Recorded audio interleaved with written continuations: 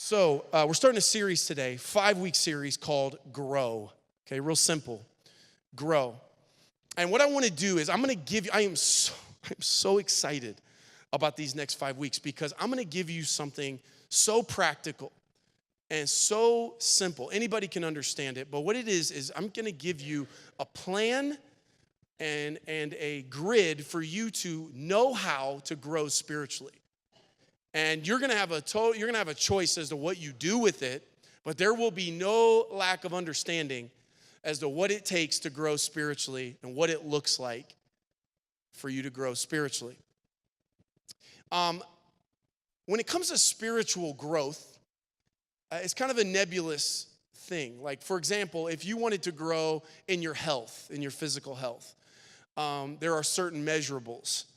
You would say, you know what, I'm gonna change my diet, and I'm gonna begin exercising, I'm gonna make these health choices. And you could literally measure yourself, and you can take pictures of before and after, and weigh yourself, and you can check your blood pressure, and you can do all of that. And you can come back at the end of a certain period of time, and you can compare pictures, and you can compare measurements, and you can compare numbers, and go, look, I became more healthy. You can run a further distance, your stamina, all of that stuff.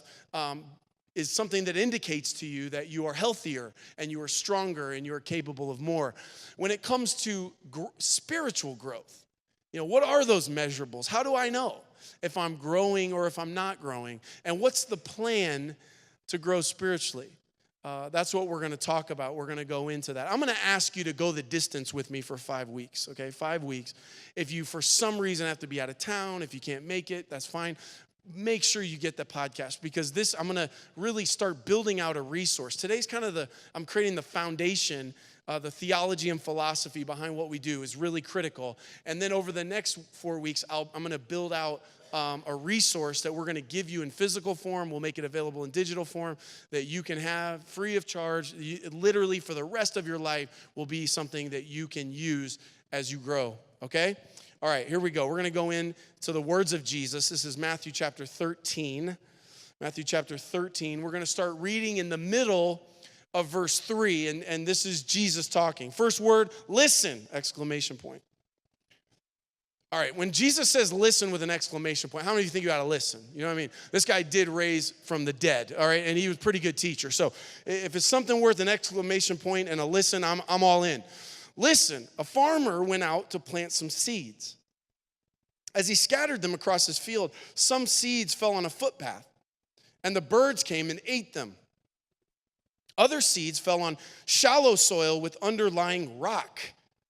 The seeds sprouted quickly because the soil was shallow, but the plant soon wilted under the hot sun. And since they didn't have deep roots, they died. Other seeds fell among thorns that grew up and choked out the tender plants. Still other seeds fell on fertile soil, and they produced a crop that was 30, 60, even 100 times as much as had been planted. Verse 9, anyone with ears to hear should listen and understand. It's November. This year's gone fast, hasn't it? It's just me. It feels like it's gone really, really, really fast. And we are coming up to year end, and we're getting ready to start a new year. And in the new year, it is just a natural, normal time that people start to come up with plans and start to think about changes they want to make in their lives. Nothing wrong with that. There's a lot of wisdom to that. It's a new calendar year, and it's not like on January 1st all your problems go away and you start fresh and new. But it is a natural time to kind of recalibrate and go, okay, what changes do I want to make? In January, you'll make some decisions. All over the world, people will make decisions. In January 1, they might make a physical health decision. I'm going to change my habits. I'm going to start some new ones. I'm going to try to cut out some old ones. Maybe you'll make some financial decisions. I need to get my hands really around my finances. Maybe you've not been managing your budget well. Maybe you're starting to get away from you and you don't like where you're at, and you start to forecast where you're headed and go, I'm going to make I got to get my money right in 2018. Maybe you look at your family and say, we need to make some family choices. We're not really cohesive like we should be. Our marriage isn't doing so hot. We're starting to grow apart. So we're going to make time. 2018, we want to have date night, and we want to start getting together, and we want to talk differently to one another and make each other a priority. We're going to have some more family time. Those are great decisions. And most people that don't end up growing in one area or another, or they end up faltering in one area or another, is not because of a lack of a decision. It's usually because of a lack of management of a decision. See, there's a process. You make a decision, then you manage a decision. I want to give you a statement today that hopefully will be sticky enough you'll remember it. It's this: make a great decision, and then make the decision great. Okay? Starts with a great decision. Make a great decision. Physical health is a fantastic decision. Man, I want to get healthier. I want to put the right stuff in my body. I want to burn it up. I want to go work out. I want to get lean. I want to be strong. I want to have a high quality of life. I want to be energetic in my life. That's great. Great decision. Most people that lack health, it's not because they didn't make a good decision. It's because they didn't manage the decision. You know, choosing for your family is a great decision. Most marriages don't fall apart because of the decision as much as the management of the decision. And so it's about making a decision first, and then the second part is then making the decision great. What we think about in terms of all your decisions in the world, the most important one is a faith decision. It's your decision with God. The Bible says in John 3:16 that God loved the world so much he sent his son. He committed an act of grace. And our response is a decision. How am I going to respond to that? And if I respond by believing and receiving, now all of a sudden something new begins. And I've made a decision. A lot of people fall spiritually. They don't grow spiritually. They suffer spiritually. Not because they didn't make the right decision, but because they didn't make the decision great. And what you do after that seed is planted in your heart, and after your mind is transformed, and after you are now saved, how you behave and what you do after that will have everything to do with the management of that decision. This is critical. If you're going to manage any decision in the world, well, this would be a good one to start with. Really important. Jesus lays it out here, and he gives us a paradigm of seed and soil. I want to make a distinction today because both our philosophy and theology of how we approach spiritual growth is critical to what happens and how we manage the decision. I want to compare and contrast a builder versus a farmer. A builder is somebody who takes unnatural products, inanimate objects, and builds something and creates it. They sit down, they're creative. I want to make a building. I want to take things like cinder blocks. Cinder blocks don't grow on trees. You have to make those. You manufacture them, and you put them together, and they get down on a CAD sheet, and they draw things up, and they have blueprints, and they work, and they put it, and once the thing's built, now it's like, wow, I built that. It's an inanimate object. It's not alive. And I look at it, and there's some room for pride in that. Look what I built. I made that. Now, I'm not a builder or the son of a builder, but I did make a table once. That's the only thing I've ever made. I'm going to tell you, I was so proud of it, all right? It was as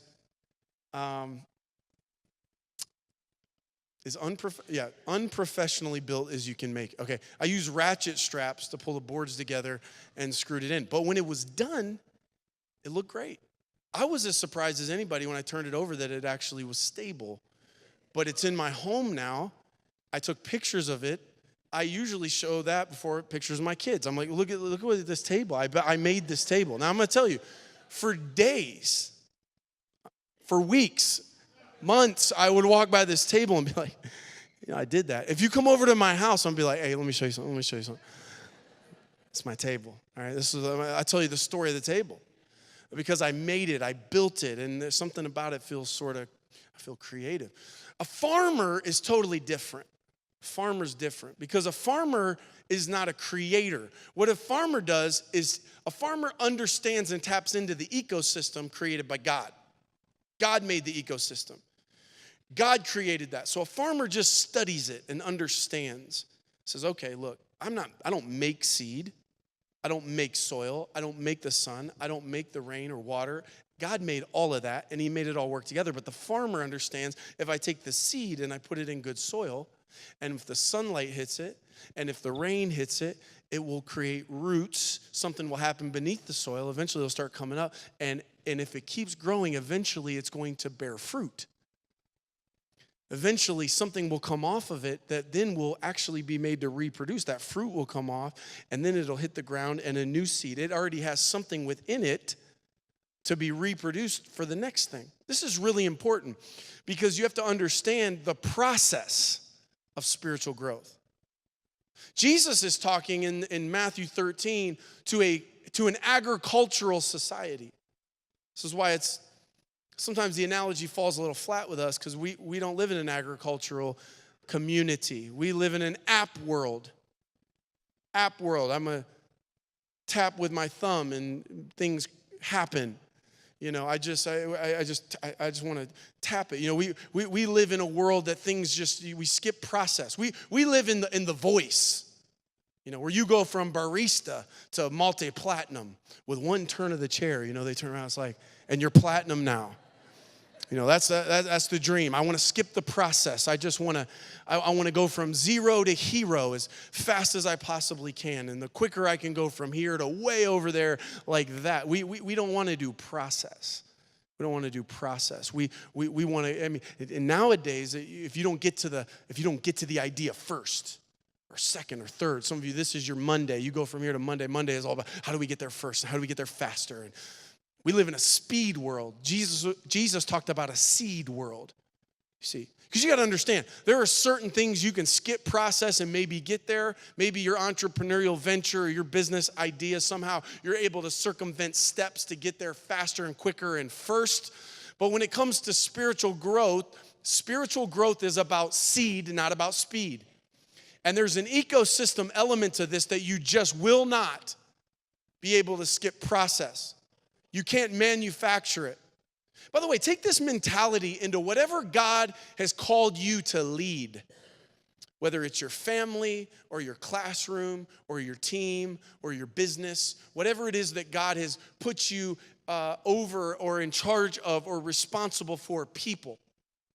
Because I believe spiritual leaders, whether they're in the church or in the marketplace or in the community, that we are called to think as farmers. If you think like a builder, everyone around you will feel used. You know, if you're a builder and you have a hammer, I don't think about how do I want to help this hammer grow. I look at the hammer and be like, yeah, I really just want to hammer. I just really want you to grow to the next level. You know, I don't do that. What do? You take a hammer and you hammer nails with it, and when you're done with it, you throw it off to the side.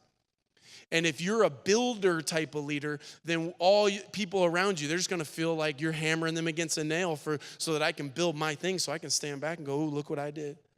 Look what I built.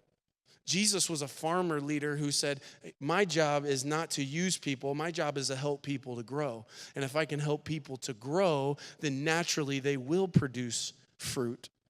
That fruit will come off of that tree, that a crop will be yielded. And so I just encourage you, man, if it's in your family, in your business, whatever you're doing, like when you're not here, that you would, if God has put you in a situation of influence in people's lives, that instead of going, how can I use her to get to where I want to be, that I go, how can I help her grow?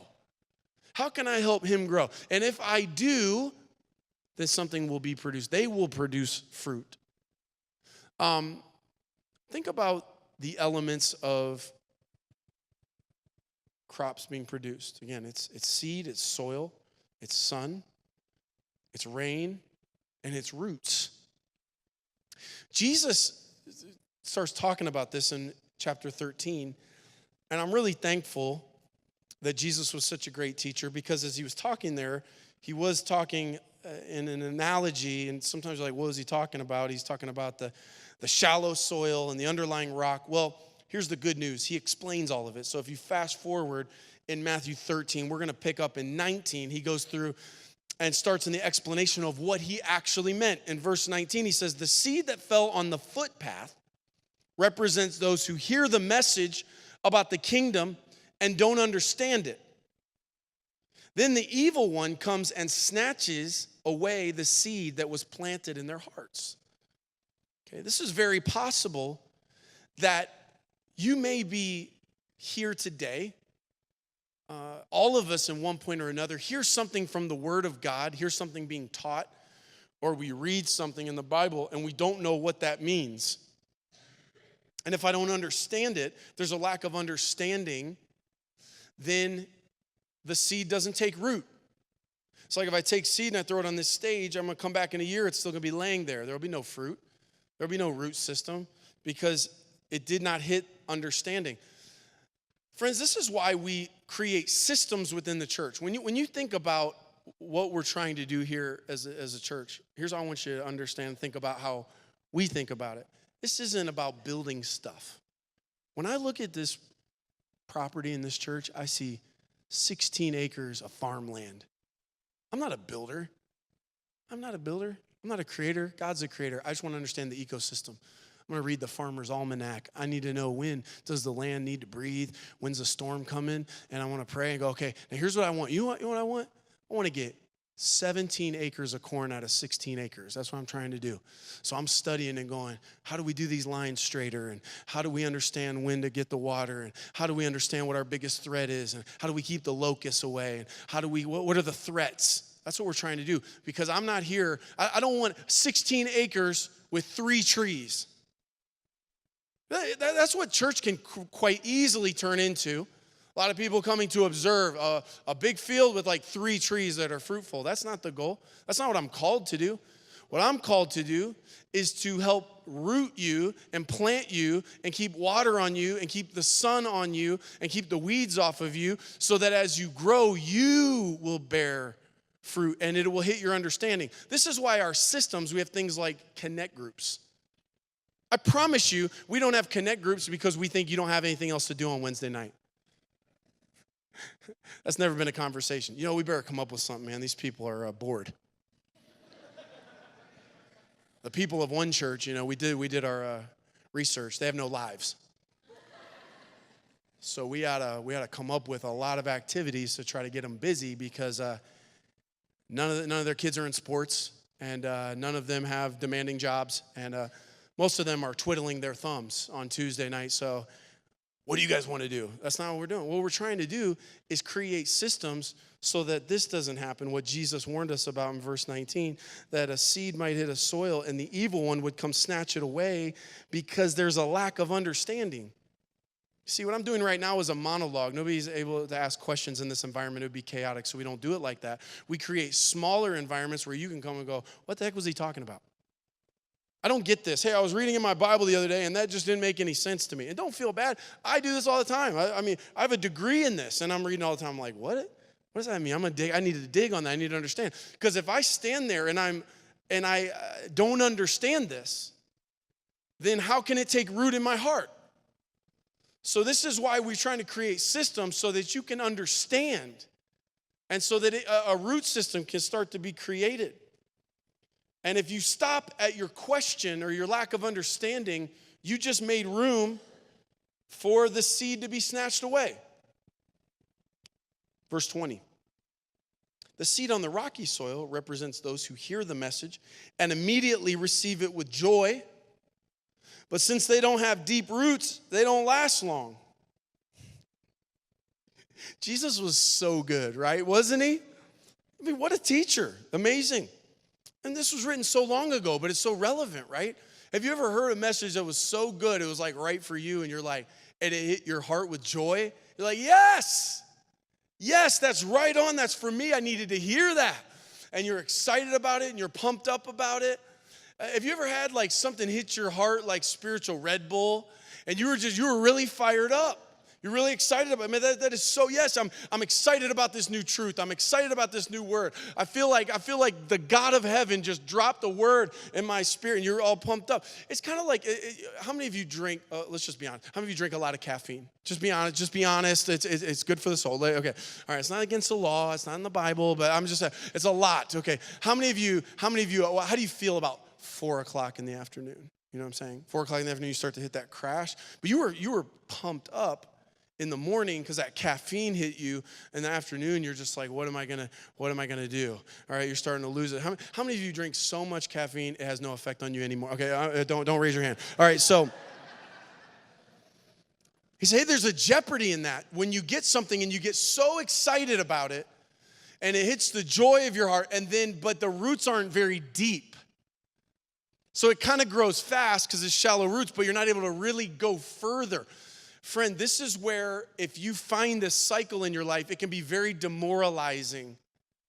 Because you keep getting excited and then it keeps getting uprooted. And then you keep getting excited and you keep getting uprooted. And about the fifth time that you get real excited and it gets uprooted, you start to lose hope.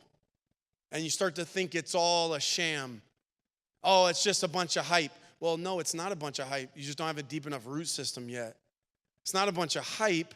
You made a good decision. You just didn't manage the decision. You made a great decision. You just didn't make the decision great because your root system can't handle it. So you got to go deeper, right? You can't skip process. We don't go from zero to hero. This is not The Voice. It's a process that I have to embrace, and it takes a long time, but the root system is critical. It's because they don't have deep roots. It won't last long.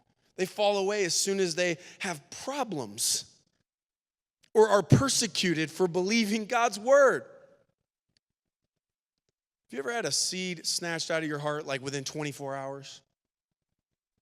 I know at 9:30 they do. 11, you guys are on point. But like at 9:30, I could feel a shot go through the crowd because they are not near as spiritual as you guys are. But at 9:30 is where the carnal people go. 12:30, you wouldn't believe it. But anyways. But as long as this is the scenario where as long as I'm hearing the word and I'm in the service, and it feels good, and I'm surrounded by all this support, and I'm getting all these words of affirmation, and everybody's supporting me, and Christy's hitting the high note, I feel really good. And then the moment I hit persecution, I fall apart. The moment somebody starts speaking negatively over the word God gave me, when it's unpopular outside the walls of this church, when I get feedback that's not positive, I get discouraged quickly and easily. So that happens, and because of that, the seed gets snatched up. Verse 22, the seed that fell among the thorns represents those who hear God's word, but all too quickly the message is crowded out by the worries of this life and the lure of wealth. So no fruit is produced. Wow. Now, I understand what Jesus is saying here, and I don't mean to paint us. I understand you guys. I met you guys. Most of you guys are amazing. Right? Most of you are incredible. Now, there's probably a few. I don't know. I mean, everybody I know here is wonderful people. But let's be honest. We can very easily start to get drawn into our career, our goals, our kingdom. He says the lure of wealth. I'm not saying that you're this, greedy zombie that just wants to go around but what happens? You get into Monday and it's like, how are we gonna build the business?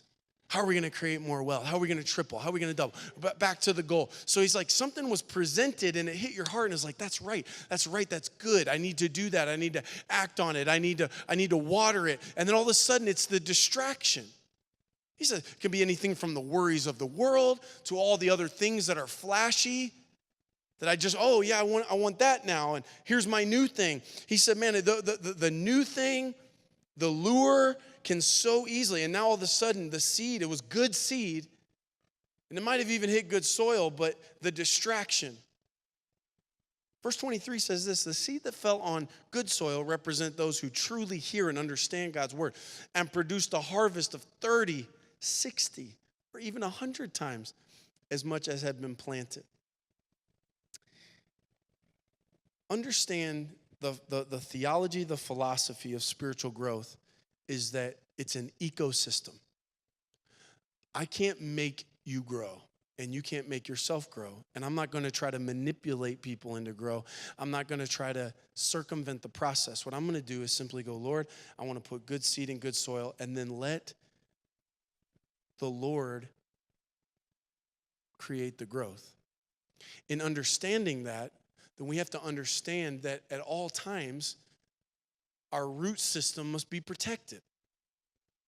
Like you have to have sort of a healthy paranoia of the things that could destroy you, because you're not inanimate object. You're a human being. You're constantly either growing, getting healthier, or not healthy. I end with this story today. In 2010, a little college football story for you here. 2010, the Auburn Tigers were making a run at the national championship. Okay, I know I don't really care either, but that's what was going on in 2010. They're making a run at the national championship. There's a big rivalry between Auburn and Alabama. And most of the time, Alabama beats Auburn. And so it's basically, I know, because we're not down there, but I'm trying to contextualize it. How would I do it?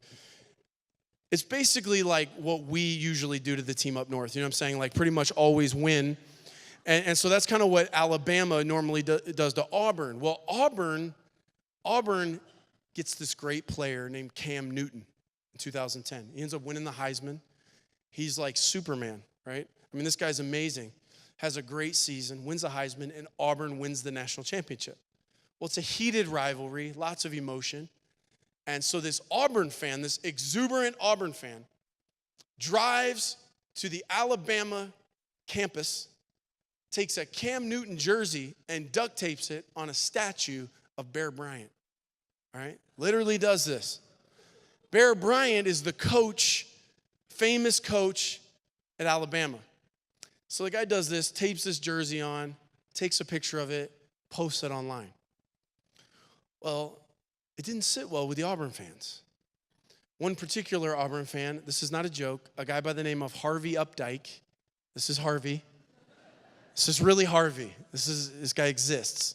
Harvey Updike sees this online and feels righteous anger. To Harvey, to duct tape a Cam Newton jersey on the Bear is an abomination. Okay, this guy is livid. So Harvey goes on Google and learns how to make poison.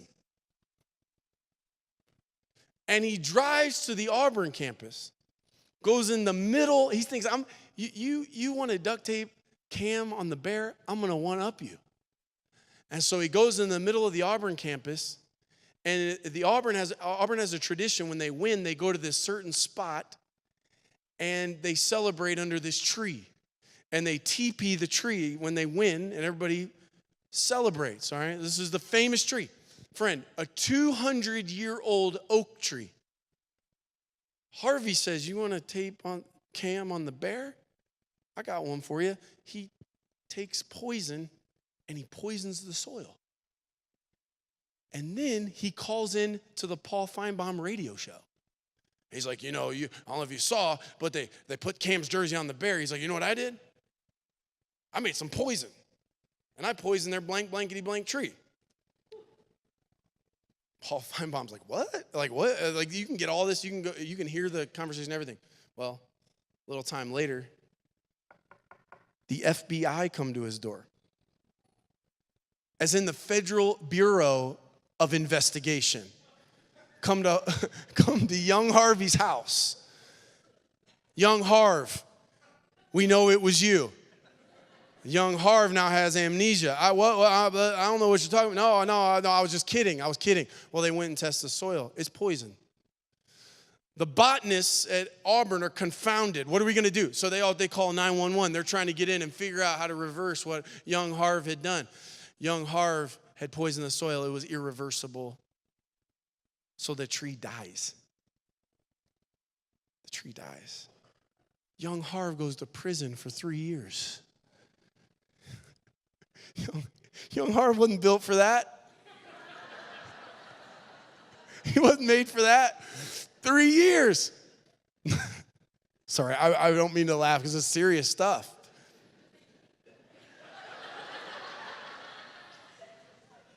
But he poisons the tree. 200-year-old oak. They have to dig this tree out. The reason the FBI showed up is because what young Harv didn't think about was the fact that not only was he poisoning the trees, poisoning the soil, which affects the water supply in the city that potentially could have been just killing people. That's why he went to prison. So they had to dig this tree out, and then they had to dig 8 feet below and out and test the soil until they could do anything to even begin to build something new. The reason I tell you this story is because for the rest of your spiritual life, you need to be a little paranoid of the threat to your root system. Jesus takes all of Matthew 13 to talk about a root system. He said there was nothing wrong with the seed, but the seed kept getting snatched out because of a poor root system. And I'm talking to somebody today, maybe you've been in church a little while. Maybe you got a few decades in. You consider yourself a 200-year-old oak. But you need to understand young Harv's walking around with a bucket of poison, seeking whom he may devour.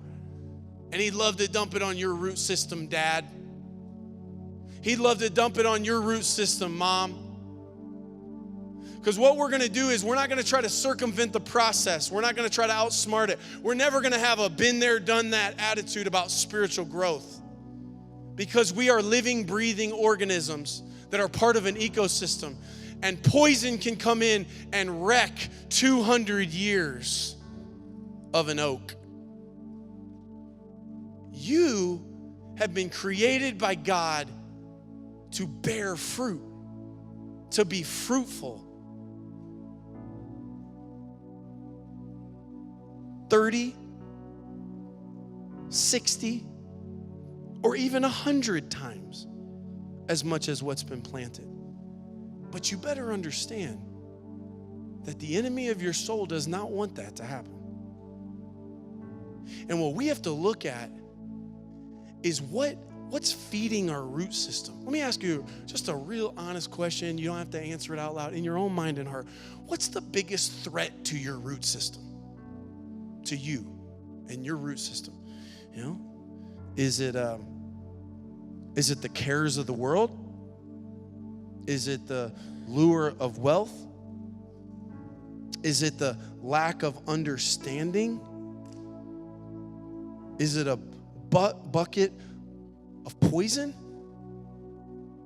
Because I don't care how many sermons you've heard and how many worship songs you know. We're going to just be honest as we look at the desire to grow spiritually. We're going to look, what's hitting my root system? Is it this? You know, is it this? Is it this? What is it? Because the enemy of your soul has a bucket of poison that he wants to come out. I don't say that to make you afraid, because greater is he who is in us than he who is in the world. I don't need to be afraid. I do need to be wise and humble and understand my decisions will affect how I manage my decisions, will affect the decision made. Don't just make a great decision, make the decision great. Many of you have made a decision to follow Jesus.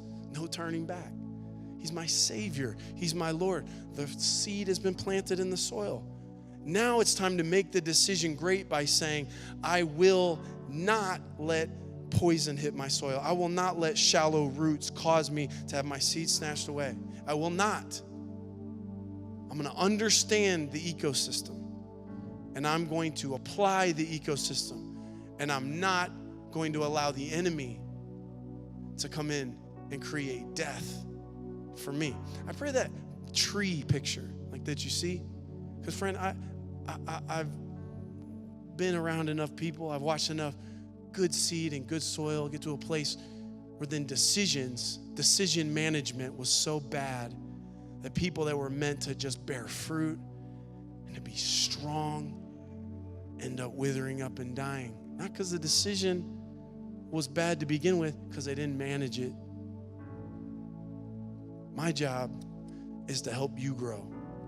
It's not to be one tree in the middle of a big field. I want to see you bear fruit. I want to watch you discover who God's called you to be, the gifts, the talents, the abilities, the passions, all the things that bother you. And I want to see you more than just an adrenaline rush, a caffeine high that then gets snatched away because I want the deep.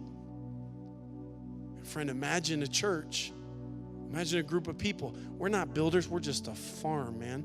We're just a farm. We talk about spreading throughout the city. We want to get a new piece of land that we're going to find new people. We're going to plug them in. We're going to help them grow.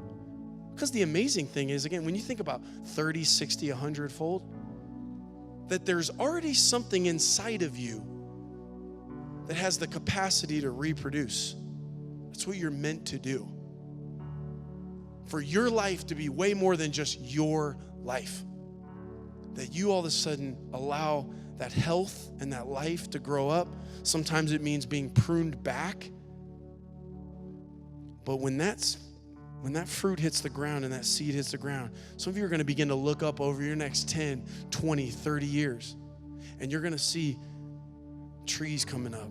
You're going to see crop. And it's going to be not what you watch me do or what you watched this person do or her do or him. It's going to be coming out of you. And that's what you're called to do. So I invite you to embrace it and to say, okay, Lord, I'm going to start there. I'm going to understand it's an ecosystem. And I'm not going to live for speed. I'm going to live for seed. I'm in it for the long haul. So I encourage you, make a great decision and then make the decision great. Let's pray.